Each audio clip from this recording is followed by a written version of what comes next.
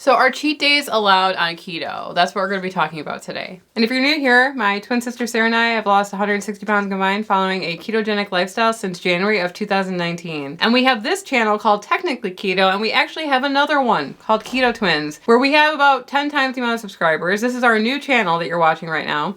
And we do fun cooking content on that other channel, so definitely check it out. We'll leave a link in the description below. So we get this question a lot about people who have just started keto and they already want to cheat and they're already fantasizing about having a cheat meal and when can they do it and when is it acceptable and will it ruin everything? And the answer is yes.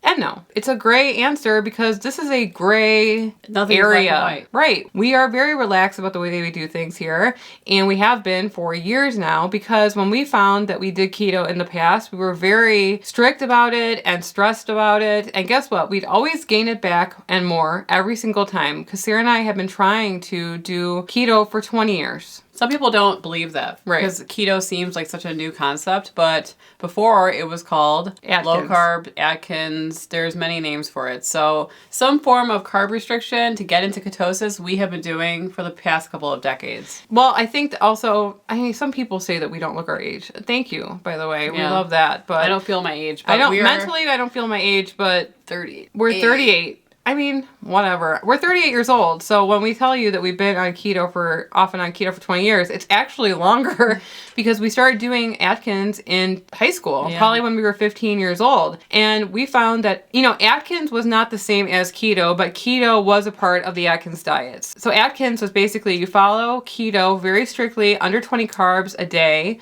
for 6 weeks, and they called that induction. And then you would slowly start to add in carbohydrates back because I think that Atkins figured that no one was going to stay keto forever. But the whole point of the 6 weeks of induction was to get you into ketosis so you would shed the most weight. And we found that we could never really add things back in because we would just go off the deep end again. So when we try Atkins again, we would just stick to keto every time. And so then keto became a thing where people were just doing ketosis and trying to stay keto to lose weight and to have, the variety of health benefits that it offers, right? We have tried in the past a long time to have cheat meals like once a week or something like that, but it always led to us going off the deep end and gaining it all back because we were addicted to food, and especially the food that had the most carbs in it. I mean, absolutely. I've always said this. No one is addicted to steak and broccoli. It doesn't exist.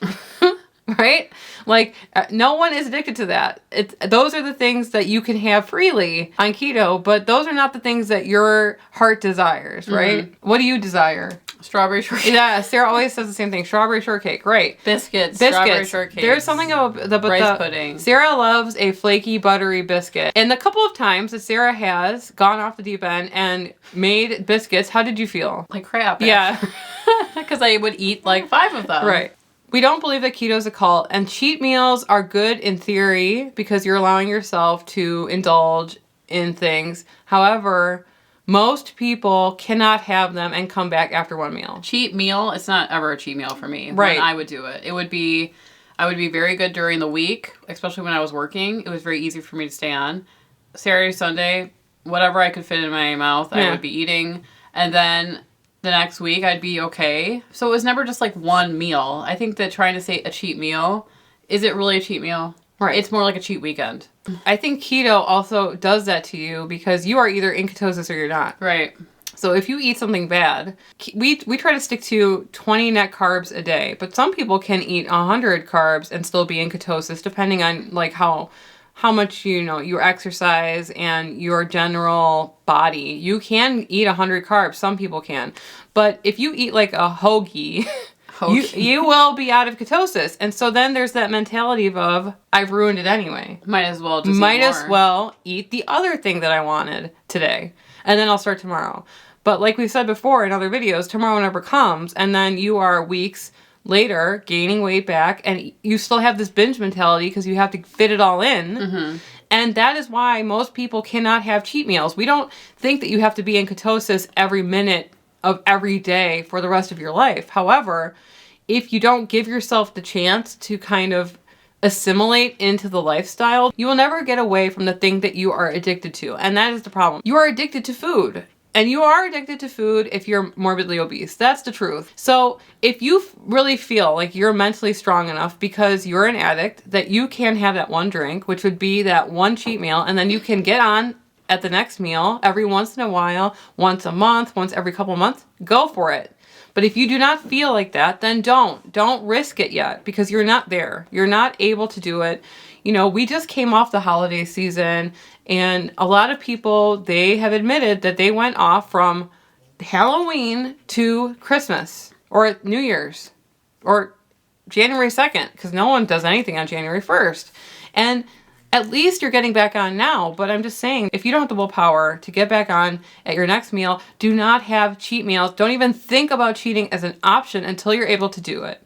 And if you have something like far out that you're thinking about doing, eat keto first and then explore the opportunity if you want to, but you won't be able to eat as much as you wanted to anyway. And you might just go, you know what, I don't want to do it at all. Another issue with cheating, like say on the weekends, is that you kick yourself out of ketosis for multiple days afterwards. Right. So then you spend the rest of the week trying to get back in. And by the time you get back in, you kick yourself out again. I did that in like 2016. I was very good, like I said, during the week, kick myself out of ketosis during the weekend, would go back into ketosis for like a day, and then the weekend would come. Right. And I never lost weight. I would just stay the same weight the entire year, which was fine if I was at my goal weight, but I was not. I was trying to lose weight. So staying the course for at least a couple months, I think, is really important when you're first starting off on keto. And then when you do cheat, I want you to take a little notepad and write down how you feel, because I promise you, you're not going to feel good after you do it.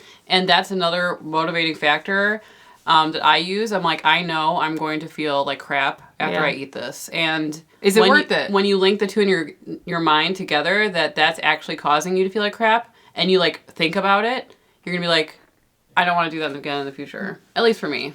The other thing about cheating in the beginning or planning out cheat meals is that the beginning is like your golden shot to lose a lot of weight quickly. So it can be extremely motivating for you to drop 10 pounds in 2 weeks. And a lot of people even report losing more than that. Yeah. Like, it's really going to depend on if this is your first time on keto, if you have a lot of water weight that you're carrying around, your age, and how big you are when you start, how much you weigh. Because the more that you weigh, the more that you will lose the first couple weeks. And if you decide, like on the 13th day or the 10th day, to say, hey, I've been doing really good for a week, and you have a cheat meal, then you're going to ruin some of that progress, because immediately you're going to start to gain water weight, right? Immediately. Then you have to like start losing it again. So you kind of like lose that momentum that people really love in the beginning of a keto lifestyle when you plan to have a cheat meal so early. So please, you know, when people ask us this, it's kind of like you're thinking about a meal in the future, weeks ahead, but you're not thinking about like what you can have in front of you right now. And is that meal that important? The thing that you are lusting over might not even be as good as you expect it to be. So don't give it up for nothing, and don't give up your momentum for nothing.